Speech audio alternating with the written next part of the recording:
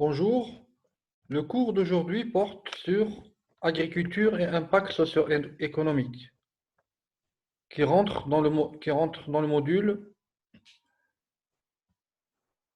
sciences de la nature et la vie et impact socio-économique.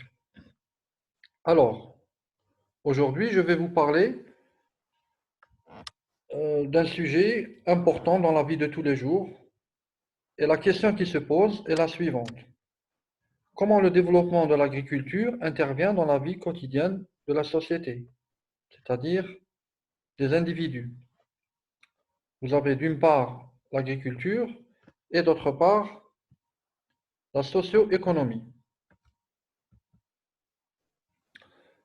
Alors, la socio-économie, c'est une science qui vise à examiner l'évolution économique d'une société en analysant l'influence dans les relations entre les individus, les groupes et les institutions étatiques. C'est-à-dire que comment les individus sont en relation avec les groupes et comment les groupes sont en relation avec les institutions, c'est-à-dire avec les organismes. J'ai donné ici deux exemples. La relation entre les habitants d'un village et la subdivision de l'hydraulique, par exemple pour réclamer de l'eau. Un deuxième exemple, quelle est la relation entre un citoyen qui a perdu par exemple sa carte d'identité et la commune où il réside? Donc ça, la socio-économie, elle traite de ces sujets-là. L'agriculture, qu'il ne faut pas confondre avec les sciences agronomiques, c'est un métier parmi des métiers. C'est historiquement le plus important. C'est la principale source de revenus bruts des pays développés, d'où son importance. Dans les trois diapositives qui vont suivre, on voit des statistiques de l'agriculture algérienne. Pour quantifier l'impact de l'agriculture sur la socio-économie, il existe ce qu'on appelle des techniques d'enquête que nous verrons dans le prochain cours. Alors, l'agriculture algérienne aujourd'hui fait face à deux grands défis. Un défi économique, elle doit jouer un rôle moteur pour la croissance économique, c'est-à-dire pour le développement du pays, et la sécurité alimentaire du pays, c'est-à-dire qu'elle permet aux citoyens de vivre grâce à l'alimentation. Et c'est pour ça qu'on dit que l'agriculture est une question de sécurité nationale. C'est pour cela que l'État algérien a entamé un processus de réforme institutionnelle. Par exemple, le plan de renouveau agricole et rural, c'est une loi d'orientation agricole depuis 2008 qui est en cours. Et elle nécessite la collaboration ou la synergie de tous les acteurs et une gouvernance, c'est-à-dire une méthode de conduite des politiques agricoles pour produire et consommer mieux et aussi pour vendre et pouvoir éventuellement exporter des produits. Les indicateurs de l'agriculture algérienne. Il y a la surface agricole totale en Algérie qui est de 42,9 millions d'hectares, c'est-à-dire 18% de la superficie du pays.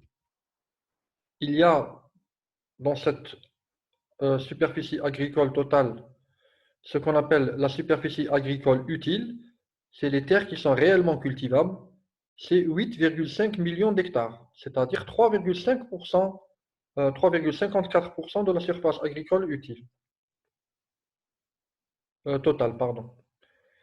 Alors, l'agriculture, aujourd'hui, elle contribue à près de 10% pour le produit intérieur brut, c'est-à-dire par rapport à la richesse nationale. Elle a un taux de croissance de 5,3% et qui a augmenté en 2015 et qui était de 11% durant les années de 2010 à 2014. Et la valeur marchande de production était de 2 914 milliards de dinars en 2015.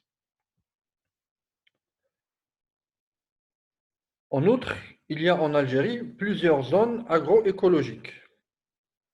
Vous avez les plaines et les littorales, À l'exemple de la wilaya de Tipaza, vous avez donc les plaines. On peut parler de la plaine de Sidi Rachid, de Hattatba, de Hamar Al-Ain.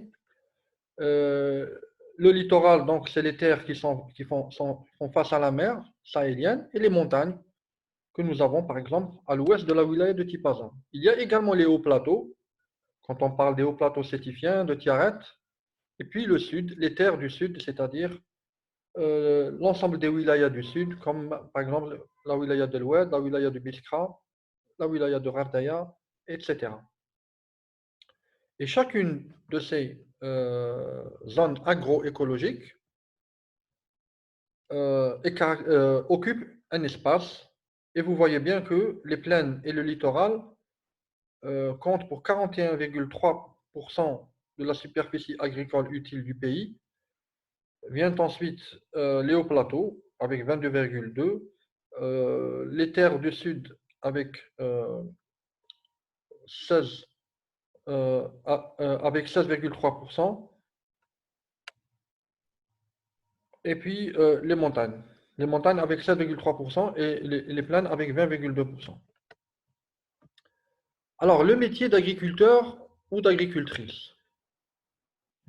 Chaque métier a un lieu d'exercice. Par exemple, la soudure et la couture se font en atelier.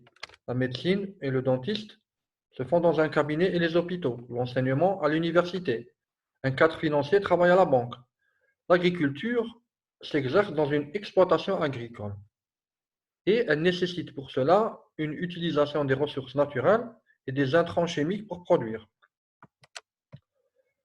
De ce fait, nous avons des producteurs d'un côté, qui sont des citoyens, et des consommateurs, d'autres citoyens, de l'autre côté, qui sont en relation grâce à des intermédiaires de vente et de commercialisation. C'est-à-dire qu'il y a des parties entre eux qui permettent d'aller du producteur au consommateur.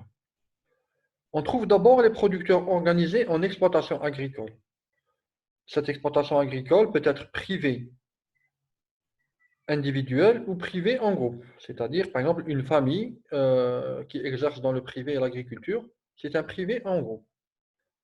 Elle peut être étatique, de la même façon, collective ou individuelle. C'est-à-dire qu'on peut avoir, par exemple, une exploitation agricole collective, où il y a plusieurs membres qui travaillent dedans, ou une exploitation agricole individuelle. Ensuite, il y a le consommateur qui, directement ou indirectement, s'approvisionne au niveau du marché. Maintenant, nous allons aborder la question des rapports sociaux et des agricultures. Ce qu'on appelle les rapports sociaux, ce sont les relations entre les gens. Les rapports sociaux identifient le mode d'agriculture et influent sur la production et le prix du produit. Par exemple, quand un producteur, supposons un agriculteur qui fait des oranges, et le consommateur se rencontrent, c'est une agriculture paysanne, c'est-à-dire il vient directement chez l'agriculteur pour acheter des oranges qu'il a récoltées dans un verger d'agrumes. Si le producteur et le consommateur ne se rencontrent pas, c'est une agriculture capitaliste, productiviste et intensive. Un deuxième type d'agriculture. C'est-à-dire, le producteur ne voit jamais le consommateur dans ce cas. Il y a un cas intermédiaire, c'est l'agriculture entrepreneuriale. Elle est destinée au marché avec des intermédiaires commerciaux et des courtiers, des revendeurs. Par exemple, vous avez le marché de gros de Hattatba où les agriculteurs viennent vendre leurs marchandises en gros et le gros vend aux détaillants et le détaillant vend aux clients, c'est-à-dire aux citoyens. Et suivant le cas de figure où on se trouve, donc le prix unitaire du produit évolue d'un mode d'agriculture à un autre. Cela explique l'impact des rapports sociaux sur l'économie. C'est-à-dire, en général, plus il y a de rapports sociaux, plus le prix du produit est élevé. Alors, il y a des modes et des systèmes de production. Vous pouvez avoir une agriculture diversifiée et biologique. C'est lorsqu'il y a des apports d'engrais organiques, par exemple du fumier d'élevage, de l'exploitation agricole, et avec très peu d'engrais chimiques. Cela concerne essentiellement l'agriculture qu'on appelle paysanne ou familiale, avec des main-d'œuvre familiales. Il y a aussi l'agriculture intensive et productiviste, qui est caractérisée par des apports chimiques. Par exemple, on apporte de l'azote, on apporte du potassium et on apporte du phosphore. Cela concerne l'exploitation agricole, entrepreneuriale et capitaliste. C'est les grandes exploitations agricoles qui existent un peu partout en Algérie, dans les hauts plateaux, dans le sud et dans les zones côtières. Ceci a un impact direct sur la société. Ces modèles ou ces modes de production ont un impact direct sur la société, sur la santé publique, sur le coût de revient. Par exemple, lorsque on est dans une agriculture intensive et productiviste, on utilise beaucoup de produits chimiques pour produire beaucoup et vite. Et donc, il y a des fois des risques sur la santé publique. Et ça influe aussi sur le coût de revient. C'est-à-dire que il peut y avoir le coût de revient du transport, des apports chimiques et de main-d'œuvre. Et donc, le prix unitaire sur le marché change. Enfin, nous allons aborder le contexte de l'agriculture. Lorsque le contexte est rural, par exemple quand on est dans une campagne ou lorsqu'on est en ville, en urbain, les tâches bioclimatiques, c'est-à-dire si on est semi-humide ou semi-aride, c'est-à-dire lorsque on est dans une région où il pleut beaucoup, il pleut pas du tout, il pleut de temps en temps, lorsqu'on est à proximité des routes et des voies de circulation, par exemple le rail pour le train ou l'autoroute pour les camions, pour acheminer les marchandises, et les zones de concentration, si on est loin du marché de gros, si on est dans une zone où il y a de l'électricité ou pas, influencent beaucoup les choses, ces paramètres. C'est ça le contexte. Alors, ça influence notamment l'attachement à la terre, lorsque l'agriculteur et les gens s'attacheront plus ou moins à la terre selon les conditions. Euh, Auront une influence également sur les ouvrages d'irrigation, c'est-à-dire l'agriculteur sera amené parfois à creuser un puits ou à creuser un forage ou une retenue d'eau.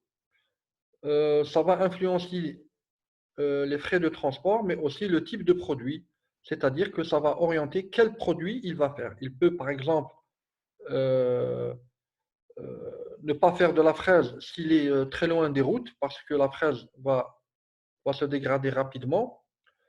Il peut ne pas faire des cultures qui demandent beaucoup d'eau s'il n'a pas d'électricité près de son champ. Et donc, ce contexte donc, va influer sur le type de produit suivant le régime alimentaire des différentes régions où l'on est, par exemple dans la plaine, dans le Sahara ou les côtes, où on est, ou alors chez des habitants sédentaires, c'est-à-dire que c'est des résidents des villes, ou alors des nomades. Je vous remercie. Et enfin, voici les principales ressources pédagogiques que vous pouvez consulter pour ce cours.